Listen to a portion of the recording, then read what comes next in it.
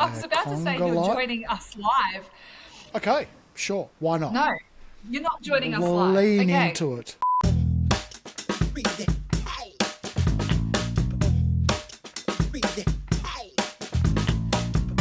Hey guys, welcome to another episode of the Remind podcast. I'm Dr. Ashleigh Moreland and I am joined by my co-host David Masterton.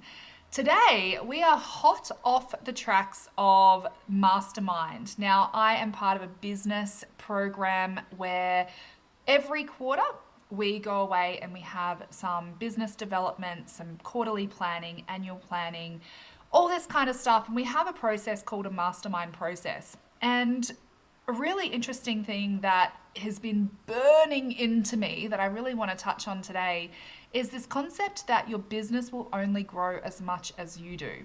Now, obviously, Remind podcast is associated with Remind Institute. That's my business. And Dave, you've had experience with business in the past. You're really well versed in this area. I want to talk about this really interesting notion because I found myself saying it quite a lot, was people think that they go into these business development or coaching programs to grow their business, but they forget that their business is simply the vehicle that their soul chose to grow them. Discuss. Ooh. Discuss. All right. Let's talk about it. So I mean, the first thing that comes.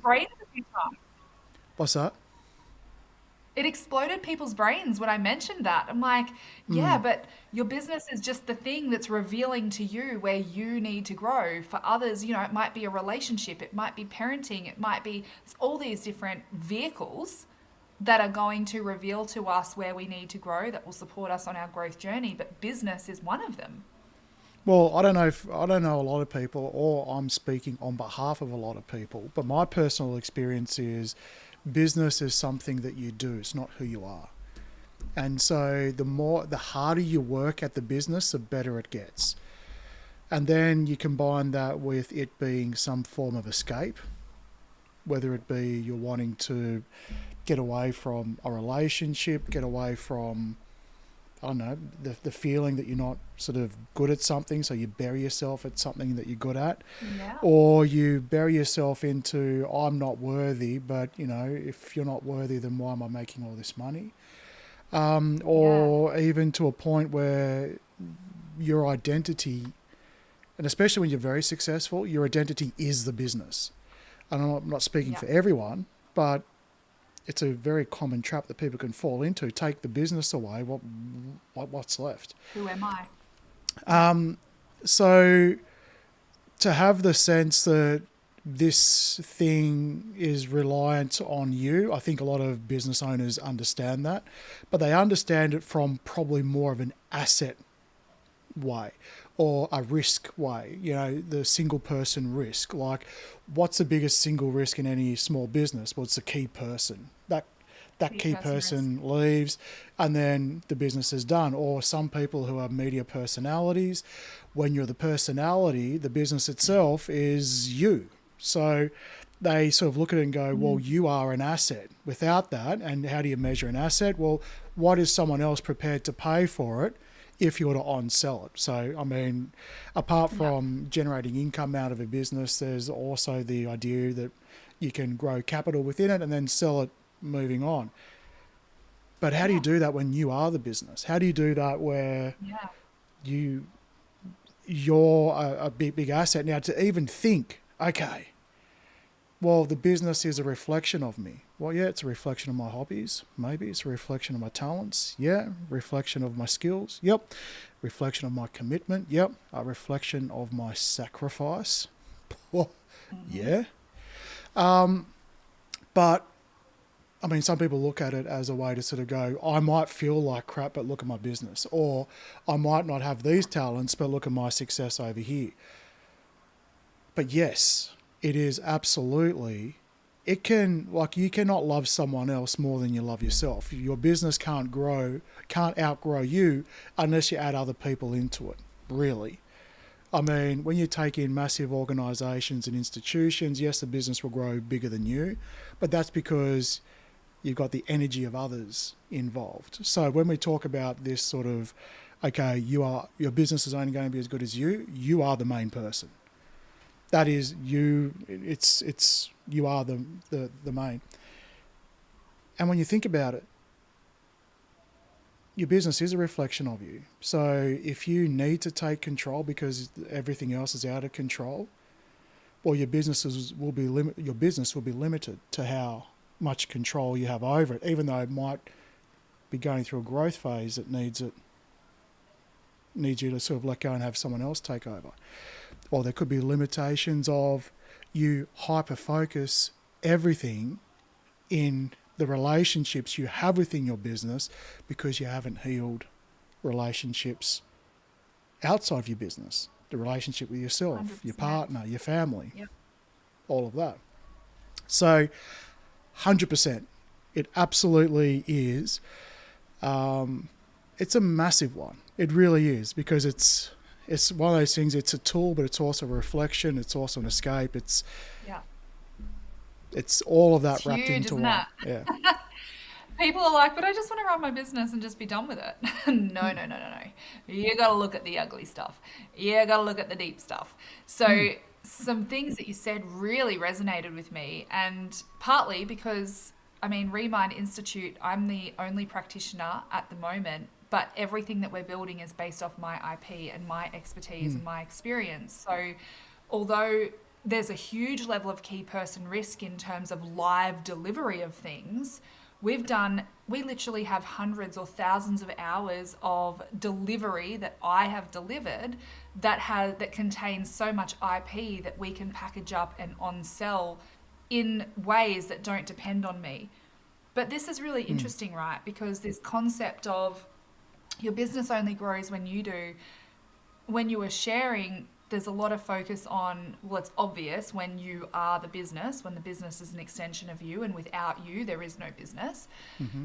But even in the most random businesses where it's not built on you, but your own dysfunctions will determine the next moves, the successes of the business, the failures of the business, the scale of the business.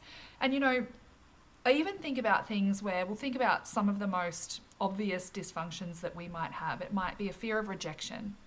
Well, let's say that if I am a business owner and I have a fear of rejection, how might that play out in my business? Maybe there are some conversations that I need to have with team that are really important conversations, because there might be behaviors that are happening that are not appropriate or not aligned to our values or not, you know, supporting our culture. But I avoid having the conversation because I have a fear of rejection or this people-pleasing tendency. Well, actually, that is going to hold back not only me, but it's going to hold back the business. It's going to impair the business. It's going to impair the culture. So there's all these examples, and one that I see super consistently is a fear of being seen. So people don't want to be visible. They don't want to be visible. They don't want to be the face behind it.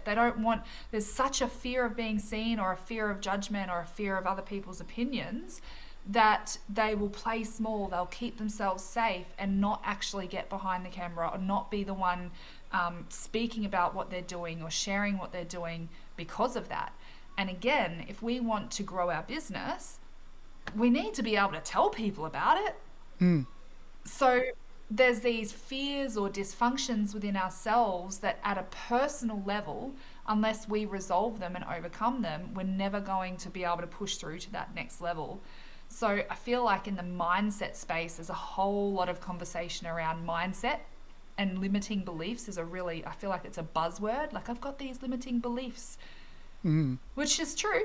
Absolutely, there might be some limiting beliefs in there, but I'd also be looking at some trauma responses. I'd also be looking at unresolved emotions. I'd also be looking at what is the fear and the survival instinct that is driving the mind to be set on the threat to keep ourselves safe. Because mindset is about what are we setting our mind on, and quite commonly that's unconscious. It's not a conscious decision. So, oh my gosh, I feel like this topic is bigger than Ben-Hur. Oh, it is. I feel like there's a couple of things. One is growth mindset for me has to be fundamentally the bottom line in any business owner or leader. And the reason that that's the case for me is because for me, a growth mindset has to be willing to look with self-reflection and debrief and go, what worked, what didn't work, why did it work, and what are we going to do? What didn't work? Why didn't it work? And what are we going to do about it? And it's that last step of what are we going to do about it? What's our response to this? That's the difference between fixed mindset victim, which only has all the reasons and all the excuses, versus growth mindset, which has the solutions, the inspired actions, I'm going to learn from this and take my learnings forward and step on like that learning becomes the foundation of the next thing. I feel like that's absolutely. And I think you've tickled on a few little things that I want to talk to. The first thing is you said that the words limiting beliefs have been thrown around a fair bit. And I'll agree with you. The words limiting beliefs, trauma response, triggered, a lot of these new age terms are being embraced, which is great. It really is. When we use them, though, and we weaponize them, it becomes a problem. And it can be incredibly weaponized in the workplace. And you think to yourself, well, how do I know the difference between how am I using it one way or another? For example, I can say something outrageous and say I'm just speaking my truth. Okay. Well, or someone can sort of object to something and I'll say, that's a limiting belief.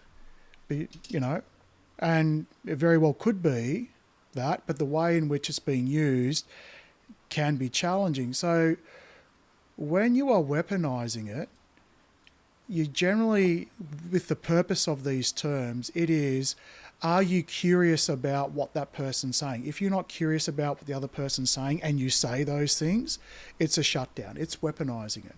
But you're using it in ways or terms. Almost gaslighting in a way. Well, I like to use the word weaponizing because what you're doing is you're doing it to invalidate something, to shut it down. And you can you can sort of see it happening where if someone is truly feeling, like for argument's sake, we're talking about something and I raise something and you think to yourself, I think that's a limiting belief. You can have that thought and you might be right. But instead of going straight for it, David, that's a limiting belief, you might be curious and ask a few more questions. What is it? And we take a little walk through the garden of this limiting belief and then we deal with it then. But when people hit it head on in a way to shut it down, no, that's a limiting belief. No, I'm just speaking my truth. No, then it's being weaponized. And so that's got to be taken into account because when you start to see companies, small companies, taking on these values and beliefs, it takes a while to get to that point where you can honestly have that in a cohesive way. You have to go through a transition because unless everyone has gone through all of this work and they all could all come together at the same time, same place, on the same side of the mountain with the same journey, you're going to have ebbs and flows and ups and downs and all of these things. And people at different stages exactly of their growth journey. And some people are drawn to companies because of that, because they want to grow. They see the benefit of being with a company that focuses, yes, on profits, because let me just tell you something. If you're in business, and the word business means you're here to make money. And anyone that says that they put people over profits, when they do get into a struggling situation, watch where those values and behaviours go. Because everything's gravy when everything's great. And so you can have all of these great ideas, but suddenly if you can't make payroll, what's more important now? If you can't pay your suppliers and your nose is touching, bankruptcy or liquidation, where are the values now? And so it's how you carry these values through the uncertainty and through the struggles, because anyone who's running a small business or is responsible for payroll, is responsible for paying for it, it's difficult. It's tough. It's like you've got when you know that their kids' food, their lunch boxes and stuff, it lands on you. Everything. Absolutely everything. Now I've owned businesses, currently do now, and I've also had jobs. Leaving a job is a lot easier than wrapping up a business. Absolutely. And so I think there has to be some awareness or, sympathy even to people that do run businesses and what they have to go through, because every challenge is their own challenge unless it's shared in a partnership or unless it's shared across, numerous people. And so when you have to take all that into account and the pressure of being that leader, and then having to go through, okay, I need to work on myself. Well, how about that fire that's right behind me? I might just go put that out. Or that HR issue that I didn't really account for that I have to deal with. And maybe on top of that, I don't like conflict. Or what is the acceptable evil that I'll deal with within my business? Because there's ultimate sort of conscious behaviors and high vibing and everything. And then there's what actually happens every day, day to day. Because if you were to walk your purpose, walk your truth, and walk everything, is it serving burgers? Is it assembling kitchens? Is it taking calls in a call center? So again, you said before, people are on their growth journey. Whereabouts are they? Because if everyone overnight, imagine this. Imagine everyone's got $10 billion in the bank tomorrow. Every single person. What happens then? What does everyone do? It's like, I'm going to go on a holiday. Great. Who's flying you there? Well, who's putting the bags on the airplane? Who's never thought about that before. Who's going to be at reception at the hotel when you get there? Who's going to be serving you? Like, just imagine that. So yes, we have to go through this transition period where we look at it, because in the future, imagine you woke up and just did what you love, right? Because some fortunate people, the business that they run is what they love. And some of those people, unfortunately, turn it into such a business that they lose the love of it. And then they have to take a break. But just imagine you woke up every day doing exactly what you wanted and you got paid for it. To me, that's not business, that's service. So, but we've been taught. And that's the difference between, not even commercial business, because even purpose-driven businesses are commercial. But the difference between a purpose and impact-driven business versus a business that is not purpose-driven and not impact, but all for the purpose of getting lots and lots of money. I did not express that very well. It's not to say that purpose-driven businesses can't get lots and lots of money. Absolutely. But it's really different, and the energy behind it is really different when you know why you're showing up every day. And I look at that, even the teams will have different experiences of going when they feel bought into the purpose and they know why they're showing up every day and what they're working towards every day. That's my goal. That's my goal in Remind Institute. I want people, anyone who's involved in our business, to know why we're doing what we're doing. What's the impact we want to have in the world? What's the impact we have even on the individual's life? I want people in my business to know that, because without them, that impact isn't possible, no matter what role they're playing in our business. Whereas if that impact and purpose wasn't so clearly articulated, and all they were doing was showing up every day to help me get rich, not as much drive behind that, is there? There's not going to be as much buy-in. There might be emotions of resentment or, I don't know, whatever else is behind it. And It's making really money, different. making money is not a bad thing. And I'm No. a strong believer that if you do follow your purpose, that you will always be comfortable. It's not like you have to scrape and scavenge and all of these things to just try and get by. You will have seasons of it, but fortunately or unfortunately, there's a lesson behind it. But it doesn't even necessarily need to come down to purpose-driven businesses, right? Let's say, for example, you sell cars, and we'll say you sell second-hand cars, right? You can still put purpose behind that. And that purpose could be, yes, we do this.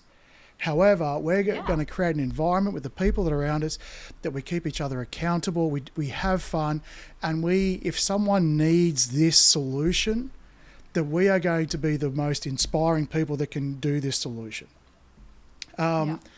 And, because there's ways to make money without ripping people off. 100%. And it's about integrity and alignment, yeah. right? And to be honest, not people like used car dealers get an absolute woeful reputation. Some deserve it, a lot don't. But there's a way in which you can sort of bring that. So, and part of that is when you're around people, it's like, what type of activities or what type of behaviours do you allow? So, for example, you've got a boss, and we'll say you're selling widgets, because no one sells widgets, right? I can't discriminate unless there is someone selling widgets out there. Good on you. In which case, this episode is not about you. Yeah. Now, let's just say you sell widgets, right? And then as the owner, you are very conscious. You want to do the right thing. You have all the buzzwords where everyone's authentic, respectful. We listen to others. We hold space. We have a growth mindset. And we have these meetings and we debrief and we da-da-da-da-da. Yeah. But there's someone who just seems to get under everyone's goat. Not to a point where it's hugely bad. Because this is where we start to look at the line. And we go, where is this? It's enough that it makes people irritated. That one person who's always late from their break when everyone else is on time. Or where it's not actually overtly harmful, but it's enough to be disruptive and rock the boat. Yeah. And that employee is the number one bestseller of widgets. Yeah. Okay? Yeah. And when you get to this point, because as a business, you're here to make money. If you're not making money, you're helping no one because you're bankrupt. Now, that might be, okay, it's time to pivot. It's time to go into something new. All of those things. But simply, businesses are a construct of this economy in this reality. It's as simple as that. Yep. So people who are in business saying, I'm in business because I don't want to make money. Well, I mean, maybe have a think about that. Maybe it's sort of like, I need to say that because I don't want to be someone like that. You got to eat. You got to pay the bills. You got a lifestyle. Like these aren't bad things. But especially some people who want to take on new age thinking do think, okay, it's going to have to be about, you have to be modest. You have to live off the dew of a leaf. You have to be able to do these things if you truly are. Well, that's highly judgmental, because at some point someone has to help take care of your needs. And they go back, well, look at priests and look at monks and all, someone takes care of their needs. Now, whether your needs are too high or too low, that's a separate thing.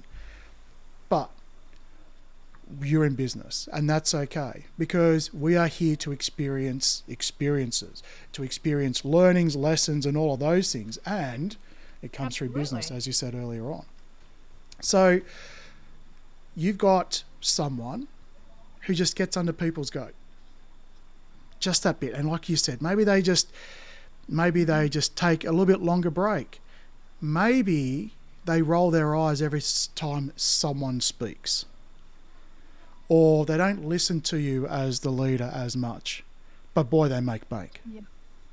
Which helps because, as a business owner, making bank. But then you have these values and these behaviors. We are family. We will make sure that we are authentic and respectful and da-da-da-da-da. And people around you, they may not be vocal about it, but they certainly see. And then they look at it and go, okay, so by you accepting this, what is it that you're actually displaying? Not what you're saying, what are you displaying? Or you will actually display it so long as it's easy enough to display it. Because what then happens is it undermines everything. Now, it doesn't mean that this person needs to be kicked out or that they're being, whatever it is. But when you look at the fundamental principles as the owner, you're not absolving yourself of that. You are the leader of that. And you could just say to people, I understand that we have these principles, but this business needs that money, so there's another set of rules for that person. They'll at least respect that. They won't like it, but they'll respect call it out for what it is. Yeah. Yeah. Well, even though everyone's looking at it. Or you can sort of say to them, guys, I understand we have this issue and I'm working to resolve it. And the biggest limiting factor is me. And you know why it's me? Is because I've got a house that depends on everything being paid. Because if everything falls over and we lose this seller, it's going to be, it could be disastrous. Or then we talk to that salesperson and say, why is it that you feel as though you need to do that? How else can we recognize you as opposed to you having to differentiate yourself as the top dog because of the sales? Because the sales, 100%, we would take a massive hit if you weren't doing it. However, you are not the business. So how can we help differentiate you? Because maybe that's what you need. You're not getting enough recognition. You don't feel like you're being valued enough. Whatever it is, how can we do it based on your performance, not your attitude? How can we keep that together? Because otherwise you have these great sort of sit-downs every quarter. What if you're talking about the same thing every damn quarter? Again. You've lost the people. And not actually do that twice, taking action. Gone. Absolutely, yeah. And I feel like that's such an important point because, again, I literally have felt such conviction around this before that it's not about knowing. We can know what to do. We can know what we need to say. We can know the action we need to take. But if we're not taking it, and it's not even just taking it's taking it and following through and upholding it. One thing to go, oh yes, I had that conversation, tick, done, move on, never think about it again. Or, oh yes, I set that boundary, tick, done, move on, never think about it again, with no level of accountability, with no upholding of it, with no follow-up, with no follow-through. It's not how it works. So for us to be able to follow through and have conviction about the actions that we're taking, first of all, if we're observing a problem, we actually need to take an action about it. And that's the response. Remember I was saying before, if in a debrief, you're going to have, what were we trying to achieve? What's the ideal? What do we want? What's the result? Was it yes or no? Did we hit it? Did we not hit it? What are the reasons? And from there, a lot of people are very good at the reasons. And in those reasons, we talked about limiting beliefs. Oh my gosh. Depending on the context, you might hear things like, I'm not good at numbers. I'm not good with money. Or I don't like confrontation. Or more success will mean more stress. Or no one will want what I'm offering. Or what if people say no? I don't want to come across as pushy. Or like everything's got to be perfect before I can launch. That's a toxic trait I'm breaking. And it could be time scarcity. I don't have time. If you want something done right, you've got to do it yourself. Or if I'm not here, everything will fall apart. Like I could go on and on and on and on with all of these reasons. Now, when we're talking limiting beliefs, there's a whole bunch of examples for you. I'll be judged if I put myself out there, or I'm not ready for blah, blah, blah. I can't afford blah, blah, blah. whatever that looks like, that's the level of the reason. They're the reasons. But from there, what are we going to do about it?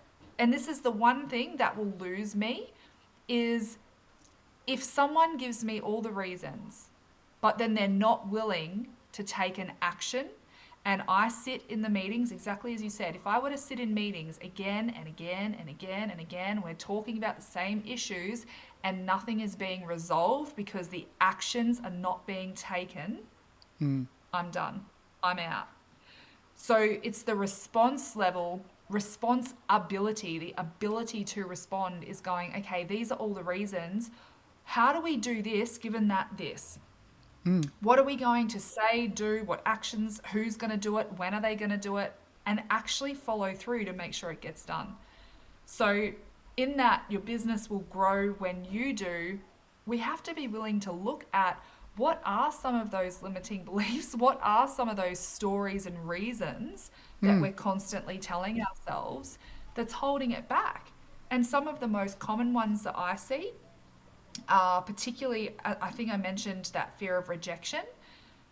That's a really, really common one. Another one is around not wanting to be seen. Another one might be not believing that they're smart enough, good enough, qualified enough. So another really big dysfunction that I see is people who are constantly doing this course and learning this and enrolling in that. And they're constantly learning, and all the shiny objects out here, there's learning, but they're not executing and implementing. It's almost like the learning is to distract them so that they can tell themselves they're working on it, but they're not actually executing. They're not having the conversations that need to be had, or taking the actions that need to be taken, or setting the boundaries that need to be set. And so in my experience, both as a business owner who's had to learn some pretty brutal lessons, and also just in life, is that when these situations arise for us, so for instance, I've had situations in my business where I've had to have conversations that we might call a difficult conversation. But what if it wasn't a difficult conversation and it was simply an open and honest conversation? Why does it have to be difficult? If we weren't afraid of being rejected, if we weren't afraid of letting someone down, if we weren't afraid of them talking bad about us behind our back, would it still be difficult, or would it just be really open and honest? Well, no, it's not a difficult conversation anymore. So for me, I've had lots of experiences that have revealed to me where I've got stuff playing out. Another one was key person risk, which I know you and I have spoken about recently. Whether or not our watchers or listeners noticed, but we had a hiatus. We had one episode that didn't get released, and that revealed something even in my own business of key person risk, of going, oh my gosh, people have their tasks and people have their roles, but if that person isn't able to fulfill that function, we do not have anyone else. We don't have clear processes. We don't have clear systems. There's no one else who can come in and support that role in the meantime. And so again, as self-responsibility, it's what's the response to this? We can look at the reasons, but what's the response? What are we going to do about it? And that's where, when I say your business is here to grow you, quite often the issues that come up in your business, the issues that come up in your team, the issues that come up in your sales calls, the issues that come up wherever it's playing out in your business, is going to require a response from you and an action that you then need to execute. And if whatever those barriers are at a personal level of, I don't want to do this, I don't know how, I, that's where we need to do the inner work to be able to fulfill and execute on those responses. That was a bit of an Ash rant there, but Yeah. And look, and I hear all of that, and but one thing that keeps on coming back to me with all that is, imagine people are willing to do it when they have the time, when they have the money, because they've Yep. got this they need to do, they've got that they need to do. They get to work and then suddenly, you know, you can have the best laid plans, you can block out all the time you like, but then suddenly you're chasing this supplier, you're following up that thing, or whatever it is, right? You get sort of carried away. It's like, yes, I know where I need to go. I know what needs to happen. I know about my issues. However, I will do it when bank account Yeah. reaches this and I have time. But what if it never does? What if it requires you to have the faith to sort of step back and go, oh, and that's a really challenging part because, again, business is about money. Yeah. I mean, otherwise it's a hobby, otherwise it's a something else, or, you know, it's just something you do as opposed to it being a business. A business is, again, a construct of the economy. What's the economy made of? Money. Otherwise, it's just made up of people, and that's what we call society. So, like, Yeah. and so I think it's sort of knowing, okay, at what point do you imagine nothing changes? Imagine that beautiful bank balance you're wanting to achieve doesn't happen, or the person that you want to self-select and get rid of, but you want them to do it themselves, they don't do that. Or there's, you know, your personal relationship or your home life, or imagine that doesn't happen. Do you have the ability to step in the discomfort and the uncertainty and back yourself? Because either it's a Yeah. calling within you, it's an intuitive nudge, or it's something that is, well, it is that, but it's being reflected in your business, calling you Yeah. Absolutely. to do that. And I think 100%. And this really is, be patient with this, yourself. I'll get this yes. out. It's okay to do this for money, right? It's okay to have these things. It's also okay to go step by step, not to just sort of go from we just sell widgets and now but we want to sell widgets mindfully. Okay, you can take a step-by-step approach and know where your limit is, because what will undo all your work is if you strive too high or too fast and you're simply not you're not able to, as the owner, to be able to fulfill that and lead that, Yeah. then unfortunately you've wasted a lot of it, especially with the people around you. What you're doing is you have a desire to be at that level, but if you say you're at that level and you don't sort of follow through, that's, you know, just be kind on yourself, because business isn't Yeah. easy. It's something that is just another mirror on what's being reflected back to you, which is coming from you. So 100%. That's so, so important. And I love that, because my question to people often is, you know, it's very easy to say, I don't have time and I don't have money. I talk about this in terms of affordances. And it's very easy to say, well, if you don't invest the time and you don't invest the money, how much longer can you continue like this? Like if nothing changes and we drag the trajectory out another 12 months, another 2 years, how much longer can you afford to not do it? And I use the word affordances. I teach about affordances in my Rise and Thrive program. And affordances is when we spend something, what does it afford us? Or when we do something, what does it afford us? So we will often unconsciously use the word I can't afford it, as in I can't spend money to afford me these outcomes. That's what we're saying.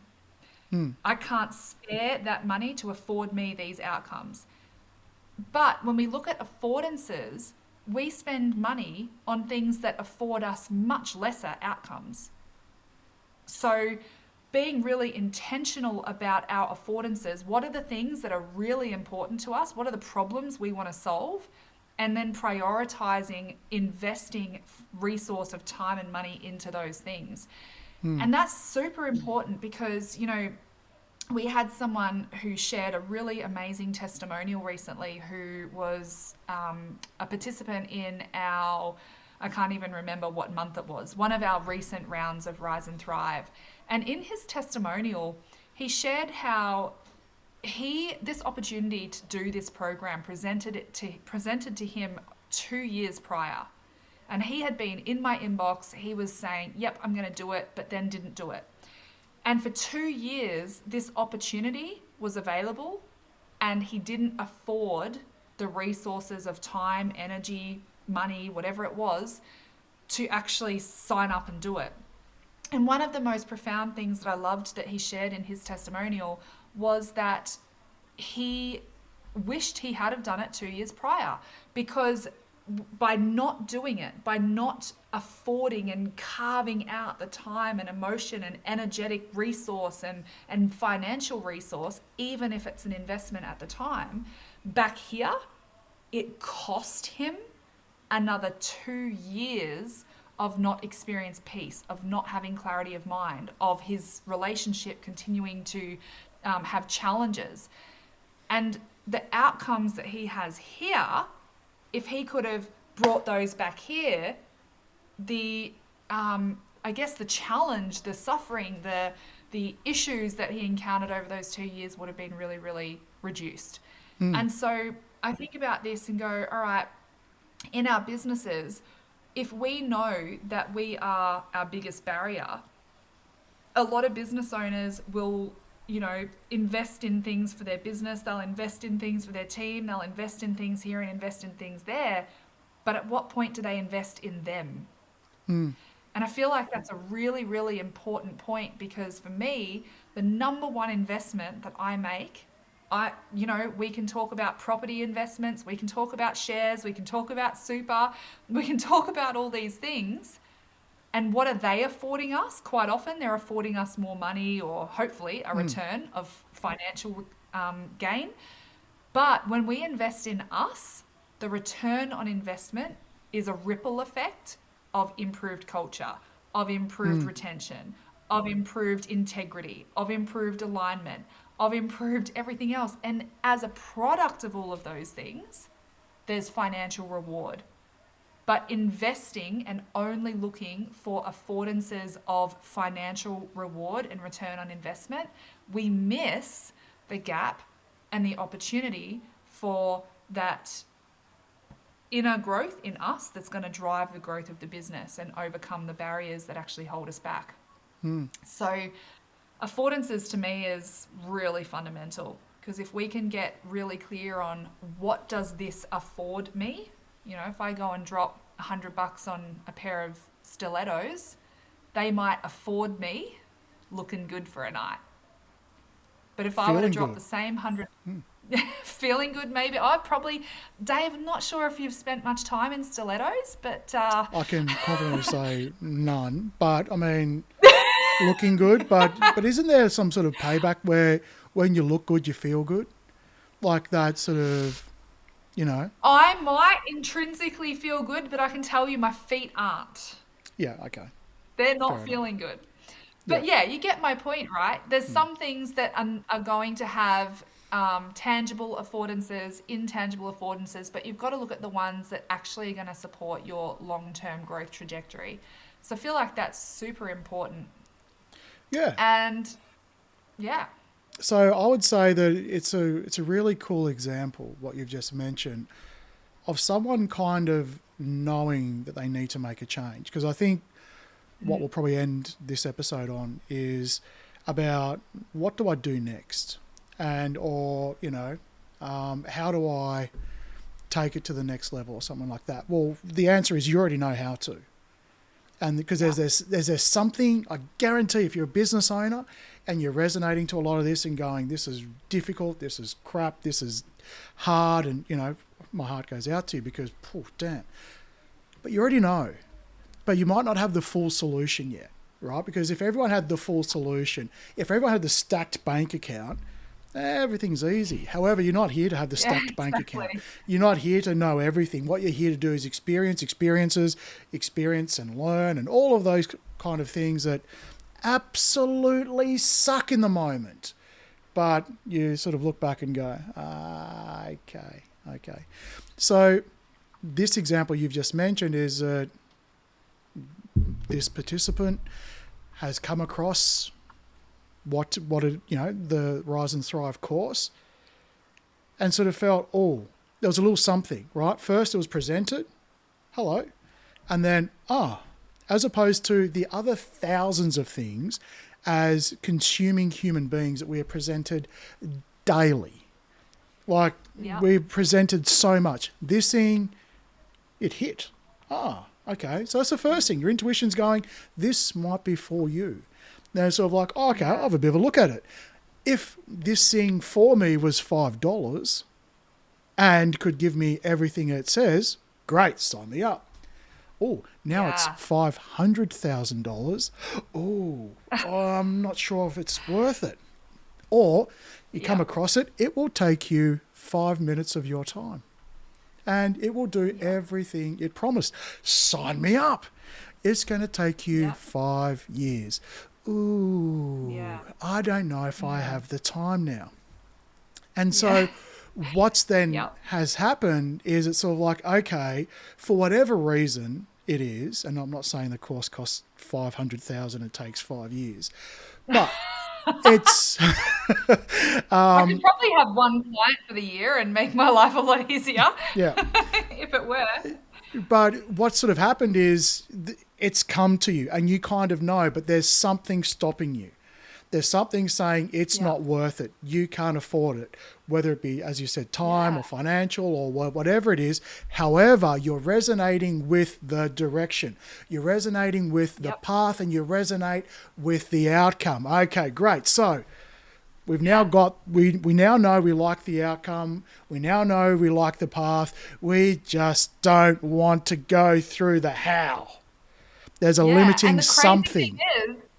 Exactly. And the crazy thing is, for most people, it's the very same limiting voice that is saying those things that's holding them back from actually stepping into that container, into that action, that is their limiting belief and limiting voice and dysfunction that is stopping them and holding them back in every other aspect of life. So if there is that intuitive, I guess, pull, that full body yes, and going, oh my gosh, yes, I feel like that's right for me and I should really do that. But then that voice kicks in. If we listen to the voice and we don't take the action, we're playing into the same dysfunction and the same limiting belief that holds us back everywhere else in our life. So at some point, we've got to take the leap. At some point, we've got to go, I hear you, I see you, and I'm going to do this anyway because I know it's right for me. Yeah. It's crazy, isn't it? It is. But what I was going to get to was that we like the outcome, we like the path, we just don't like how it's being delivered because we want to get there a different way. Right? There's something we've decided, we want all of that, but we want to get it brought to us a different way. So if we can release how we get there, then suddenly you start to realize, not just in your business life, but in your personal life, you have the answers. It's just fucking frightening getting there because the chances are you know what you want, you know the path, but I don't want to go through that, or the potential of what that might cost me. So here's the thing. And this is where we sort of tie it all back to your business will not grow past you. It's simply because of that.